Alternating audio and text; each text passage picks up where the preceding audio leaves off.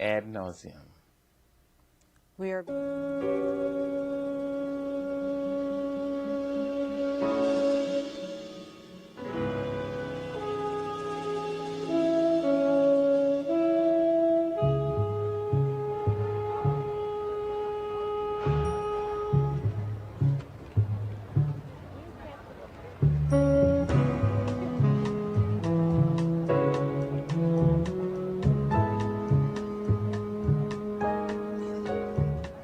Who taught you to hate the color of your skin? Who taught you to hate the texture of your hair? Who taught you to hate the shape of your nose and the shape of your lips? Who taught you to hate yourself from the top of your head to the soles of your feet? Who taught you to hate your own kind? Who taught you to hate the race that you belong to? So much so that you don't want to be around each other. No, before you come asking Mr. Muhammad, does he teach hate? You should ask yourself, who taught you to hate being what God gave you? Most of us blacks, or Negroes as he called us, really thought we were free without being aware that in our subconscious, all those chains we thought had been struck off were still there. And there were many ways where what really motivated us was our desire to be loved by the white man.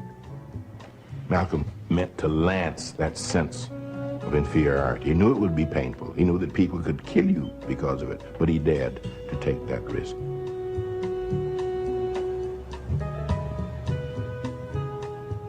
He was saying something over and above that of any other leader of that day, while the other leaders were begging for entry into the house of their oppressor. He was telling you to build your own house.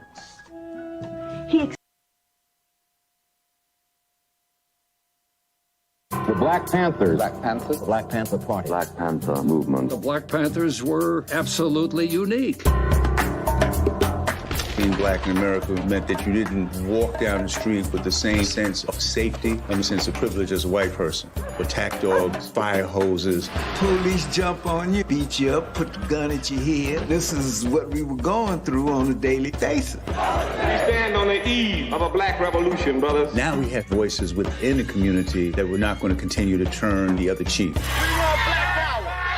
We want black power.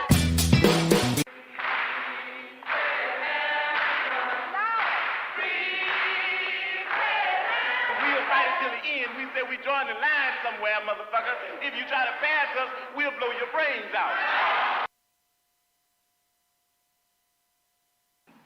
Pig said, he's good and dead now. The pigs running around laughing. They were really happy, you know, talking about Chairman Fred is dead. I never saw Chairman Fred again. Hoo-dee-hoo! Hoo-dee-hoo! Just testing 1, 2, 3, 4. Welcome back to the No PC Show Thursday night edition. Hope everybody's been blessed out there during this pandemic time. We closing in toward the end of the year, so we definitely going to do a year in review show. But tonight, this will be the final in our series of Black to Africa, because I want us to go into this new year with some new thoughts in our minds, some openness in our minds that may help us move to the next level. There's a part that says where Ossie Davis is talking about our desire to be loved by the white man, and that it's an inferior complex that Malcolm and others try to land to take out of your psyche, because we live under this system of cognitive dissonance, which basically means you're going against your own nature by believing what these people have forced upon us. We act like, last week we talked about slavery gave us democracy. I'm like, where did that happen? And I had other conversations. I said, no, y'all taking it totally out of context. slavery gave us slavery. It gave us the loss of who we are, where we come from, our identity. It might have gave them some democracy. When this Constitution was written, it was written without us in mind. When this country was built, for all the people that scream out, well, we built this country, you sure did. It's called slavery. So you're not getting paid for it. And then for those people that say, well, we got to turn the system over. With what? The way they built the system, all those things are illegal now. Mayhem, murder, destruction, that's illegal. And if you think that you're going to get over with any of those tools, you'll wake up.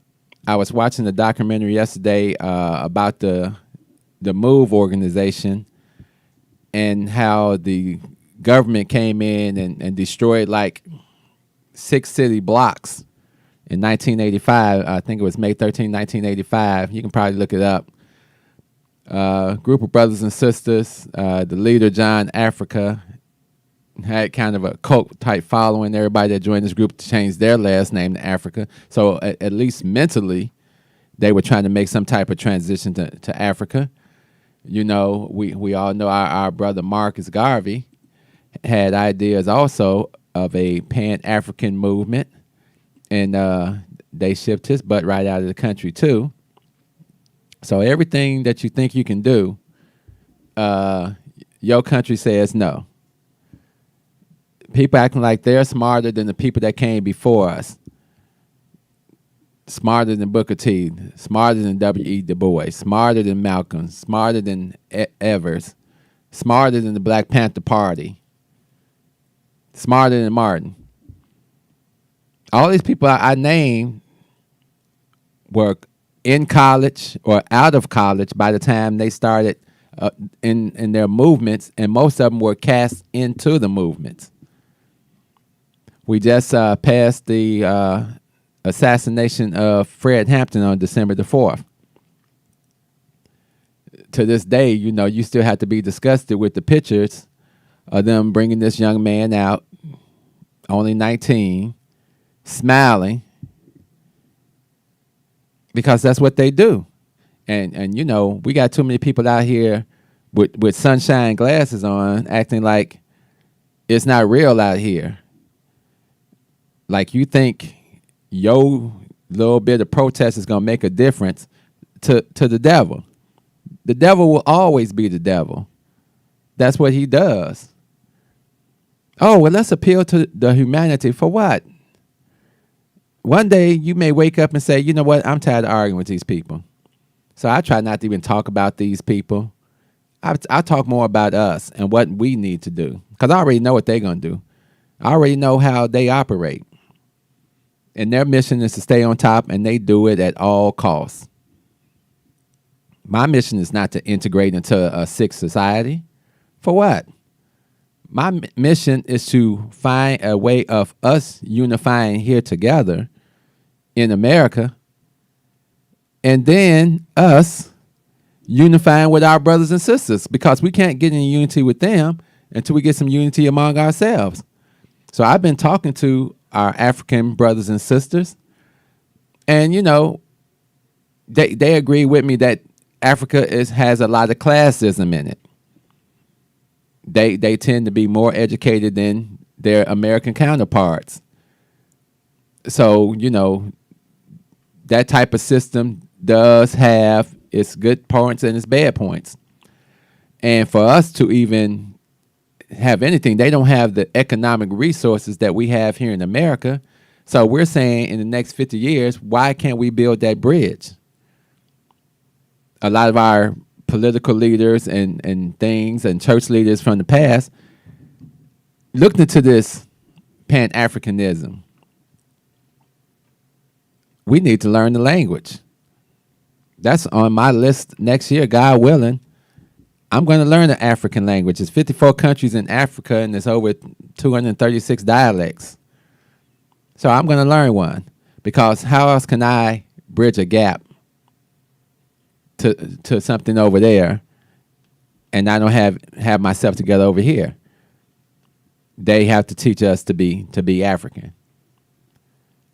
But I've been hearing so many interesting conversations on the radio this week, and sometimes I remain quiet. Sometimes I make comments. But you know, this whole political thing that we're always forced in to choose the lesser evil. We just voted for another white man to come in and pretty much carry on the same stuff that they've been carrying on. We have not had the balls or the gumptions to make them address the reparations bill that has been sitting out there for years, probably 3 decades at this point. We keep feeling like this country is going to do something righteous. This country is not going to do anything righteous. But this is all we know, so we fight to stay under our enemy, as Mr. Chan always says. You all are the only people that fight to stand on your enemy. Your oppressor, rather. Because this is all we know. And then we get upset and we get mad because somebody else says, well, what about Africa? What about Africa? I ain't going to Africa. You don't know nothing about Africa. That's why you don't want to go. You have no idea what the culture is, what your identity is, what your heritage is. I'm going to tell people next year, stop talking about heritage. Stop talking about being a strong black man and everything. If you don't want to have an open mindset to what could possibly be, not for us, but 50 years later for our grandchildren or our great-grandchildren, a different world that may not have the same conditions built into it as we have here. Where every time you turn on the TV, you got to hear about a young black boy being killed. But at the same time, you can see a video. There's a video circulating now. White man is totally blowing off the cops. He's got a gun in the car and everything. Closes the door when they tell him don't close the door and drives off. Not a single shot. But the young man coming home from a dentist appointment with a Subway sandwich in his hand is gunned down in his doorway. Or the young man coming from the grocery store with groceries in his hand is gunned down. Or you have to have a fear every day that something's going to happen to your young black boy or your young daughter. And then let's not forget the amount of damage we do to ourselves. And then I tell people multiply that. If we're going to be at almost 800 murders in Chicago, and then you go throughout the United States of America and you total up all the deaths in black communities, which is usually 85% of the deaths is because of us, you're probably at 100,000 black deaths every year in this country. You think it's not different over there? You don't think that, for some reason, I don't know who started this Africans hate us thing. No, they don't understand us just like we don't understand them. But the thing is, once you talk and have a conversation, now you built a bridge. Maybe they were misunderstood. Maybe we were misunderstood. I watch a show called The House of Commons. And I think I spoke of this before. And the African guy says, the African American has to stop believing that their story ends in America. And we here in Africa have to extend ourselves to them so they will know who they are. Because all we know is the history of slavery, how we got here. Most of us cannot trace our roots back to Africa. I have my family history up all the way back to 1851. It was before 1851, but they didn't keep birth certificates at that point. So who knows? Disconnection. We're the only disconnected people on this planet. I don't know if anybody realizes that. The African in America is the only disconnected group on the planet. Everybody else is connected to their heritage and to their legacy. Ours was taken and destroyed. So for people to sit around and play these reindeer games with these people, with politics, convincing you, oh, well, if we just play the game this way, we'll get a little bit here, and we'll get a little bit here. And then we see that only benefits a few, and we still in the bottom. And they continue to do what they want, how they want. We scared to shut down anything. We could have shut down the NBA. Could have shut down the NFL. But we don't have the balls to do it. That's one thing I admire about white folks. They'll shut this fucking place down. They don't give a fuck. 0 fucks given. Excuse my language. But that's just to get the point across. They could care less. And they play these games and they go out and here they are praying to God and going to church and just making the rules up as they go along. I'm still tripping. R. Kelly is in jail, but the Catholic Church had the nerve to destroy all these records of all these priests.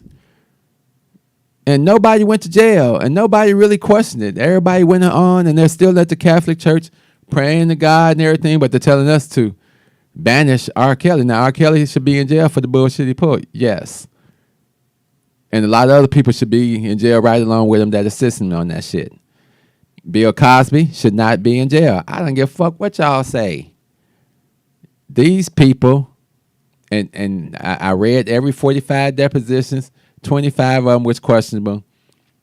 The time that some of this stuff happened, I understand the 70s and the Quaaludes and the partying and people putting themselves around black men because they got money, because they wouldn't have been around no poor black man like that.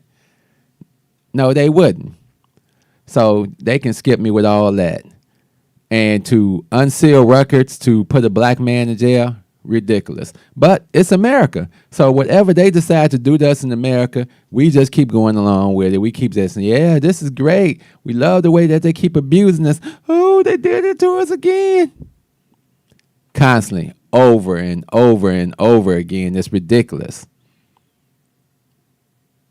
I've been living the best 2 years of my life since I walked off the plantation. And the white people told me, we the bosses now. And you is going to do what we say. Yeah, y'all the bosses. You just ain't the boss of me. So I got to get out here and go back in the hood and open my store and make it happen. I got to get up every morning. I got to work 60 hours a week for a third of the pay that I was making with good old master. I'm still eating. Maybe I'm not traveling. Maybe this is the best thing that ever happened to me, where I can refocus my mindset and get away from these people so I can breathe and think clearly. And I'm not knocking any of the older people that have made it through this journey and made it to retirement, and they have their homes and their security, and they don't want to fight. They shouldn't have to fight. Part of my reparations bill and thoughts is, if you've already made it through this system, you made to retirement, you should get $2 million. That's, $2 million, do what you want to do. Tax-free. I don't want nobody else getting money like that. I mean, student loans should be forgiven for African Americans. Why are we paying for education in the country that denied us and killed us over getting education? It's ridiculous. This is just my reparations hit list. We should get free education, and I'll be generous for the next 150 years. We should get money for building resources, training centers, land. But these are things people are like, oh, you're asking for stuff. That's the problem. We don't never ask for shit. We had Obama in office 8 years, didn't ask for nothing because we just said, okay, he's a Negro. He's going to get there and he's going to be the president of the black people. No. He's the president of America. And everybody got something out of that 8 years except us. Gays came off real good. And I don't hate gays or anything like that. I don't hate anybody. But I'm tired of people jumping in front of the line for third and fourth, fifth slices of cake before I got one slice of cake. So again, they can miss me with that. So that's why I do this show. That's why I get up every day and go to my shop, and I got all these flags, but I wouldn't dare put an American flag in my shop for what? I don't even say that I'm an American. I was born in this country, so by default, whatever happened during that 1965 and the way we were conditioned and brought in here, that's how I've been living. But guaranteed, let some real reparation money fall out. That's what I'm going to do. I'm going to find a way to build a bridge in Africa for my grandkids or my great-grandkids to have something different, for my people to have something different, that maybe they can sit on the shores of Africa. Maybe they can return home. Maybe they can say, thank God somebody in my family thought enough of me to do something that really made a difference, instead of sitting around and crying and bitching and moaning and trying to make everybody a martyr that gets shot by the police. And everybody's not a martyr. Some people are just out here acting a complete damn fool. So on those people, hey, I'm not going to jump on the bandwagon of your martyrdom.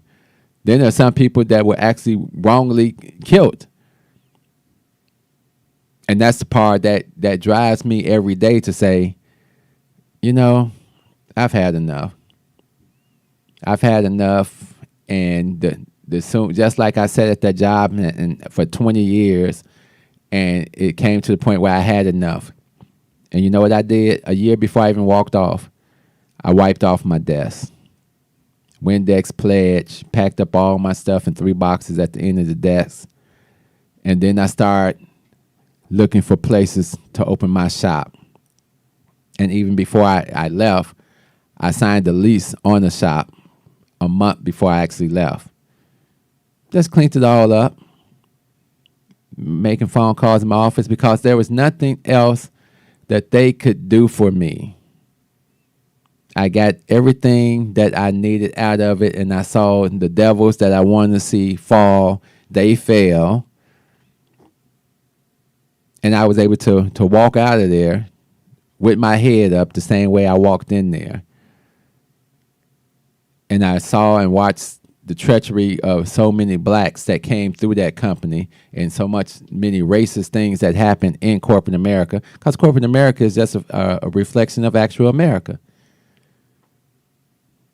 And I'm just sick and tired of it. So I packed up. It was my grandmother's birthday, August 16th, 2018. And I worked that whole day, and I walked out, and I knew I was never going back. For what? What is the reason to go back into slavery? Maybe when Kanye was talking about slavery as a choice.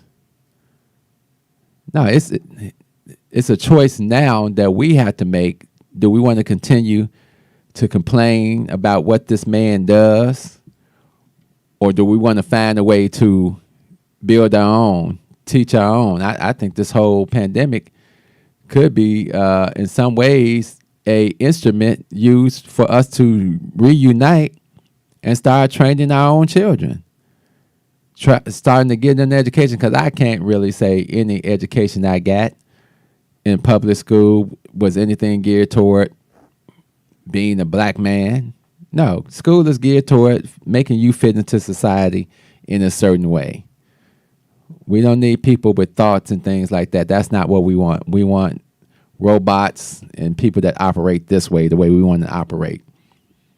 And in corporate America, white life is valued more than black life, just like on the streets. And if that's the society that you decided that you want to live in, then take me off your friend list for 2021.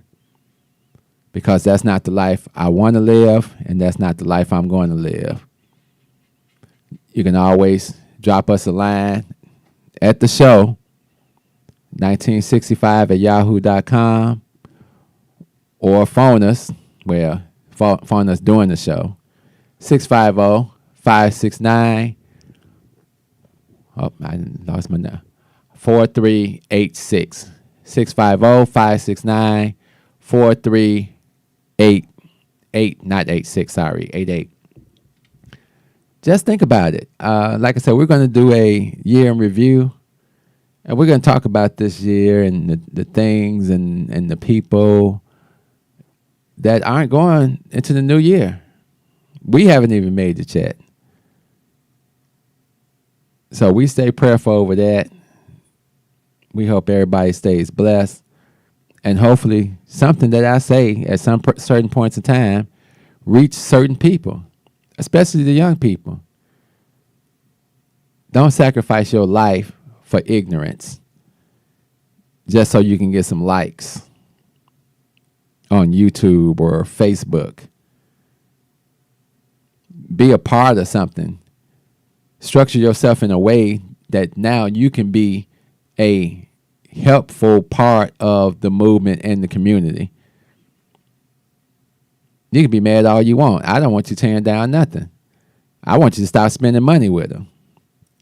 Had a conversation with some young ladies today, and they were talking about Pangea and the way that they treat black folks.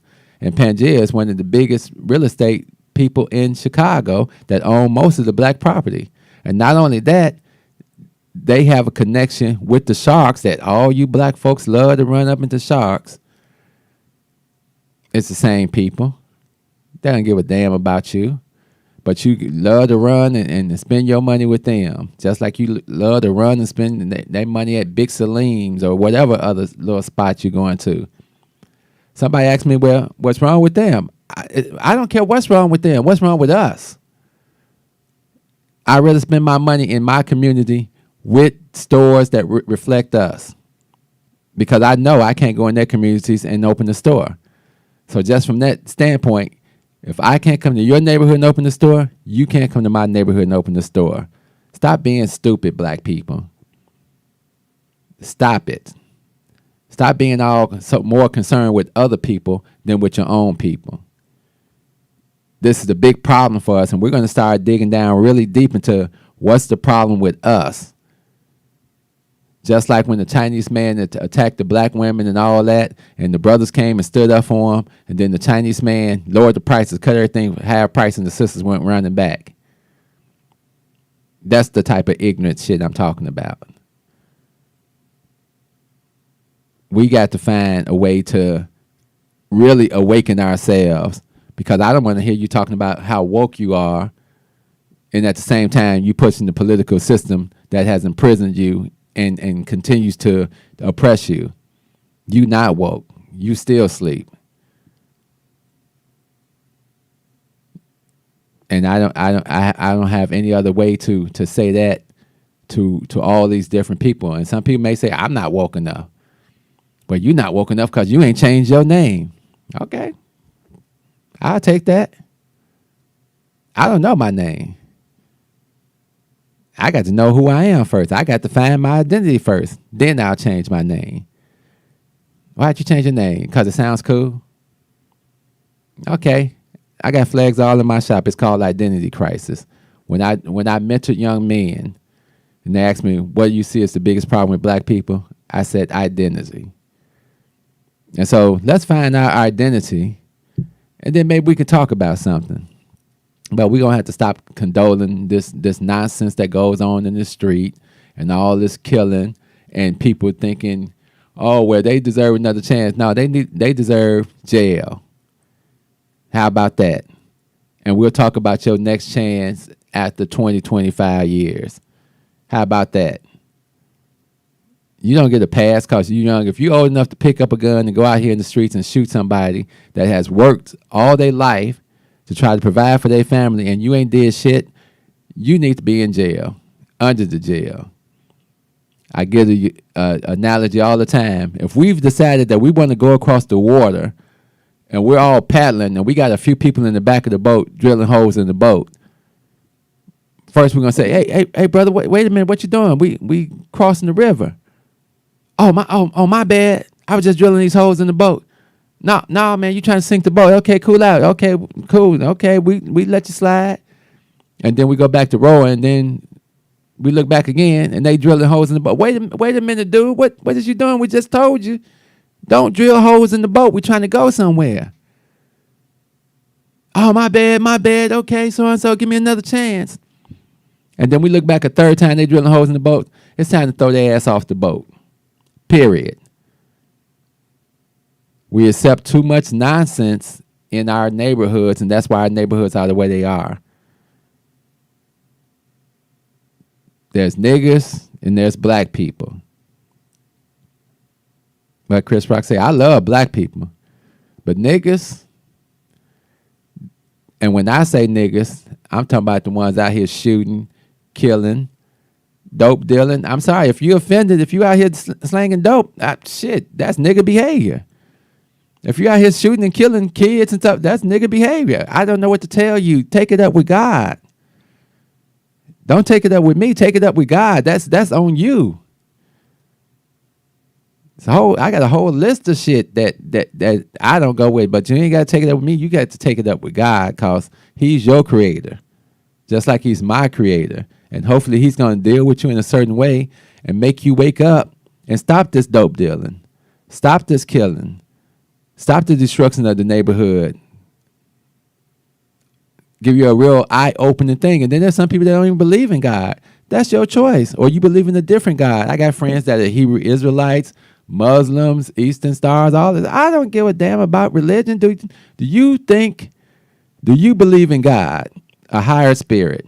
Okay, that's good enough for me. We don't have to have religious debates on what you feel God was saying or what you feel what God was saying and what you would feel God. No, I have no time to debate you. You can debate God when you get to heaven. And someone told me, they said, well, when I get to heaven, I'm going to ask God. No, you're not going to ask God nothing. Because all he's going to tell you is, you in heaven. What's the problem? And that's what I'm going to address you as. Find the God in yourself, and maybe you'll discover heaven too. Love, peace, soul. We out of here. Step out of the car. No, you don't have the right. Step out of the car. You do not have the right to do that. I do have the right. Now step out or I will remove you. I refuse to talk to you other than to identify myself. Now if your woman ain't no revolutionary, she'll persuade you to be a fucking slave for the rest of your days. She'll be grooming you on how to behave, teaching you how to coon and buck dance so that you can be safe. If that brother ain't no rider, soldier, no provider, molder of young minds, check it out. You got yourself a bitch. Think about the time that you invested in him. If he's wearing them skinny jeans, you a lesbian. For every 100 black women who ain't locked up, it's only 83 black men remain.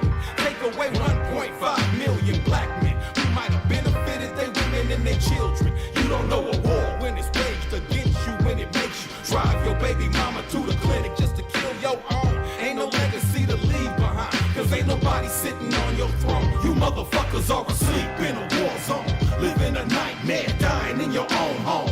If you don't stop, you gon' lose what you got left. I'd rather die trying to fight for my last breath. Freedom or death, you asleep in a war zone, living a nightmare, dying in your own home. If you don't fight, you gon' lose what you got left. I'd rather die trying to fight for my last breath. Freedom or death, nigga. Sandra Bland was a rider. She wouldn't have committed suicide, and you a motherfucking liar.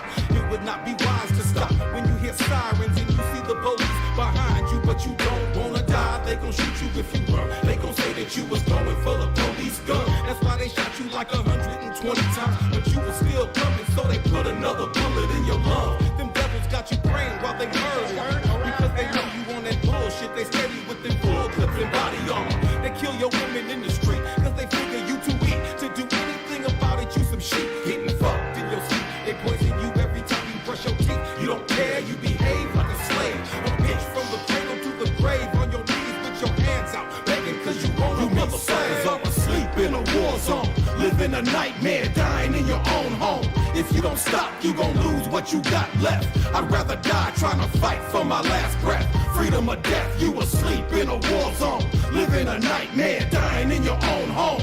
If you don't fight, you gon' lose what you got left. I'd rather die trying to fight for my last breath. Freedom or death, nigga.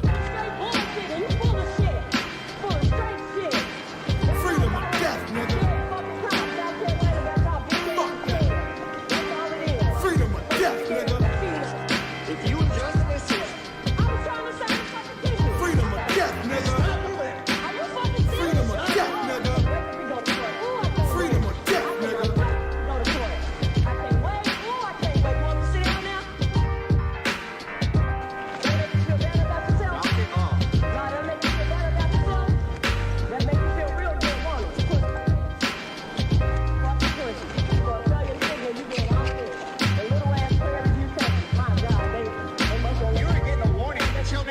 to jail. I'm getting for what?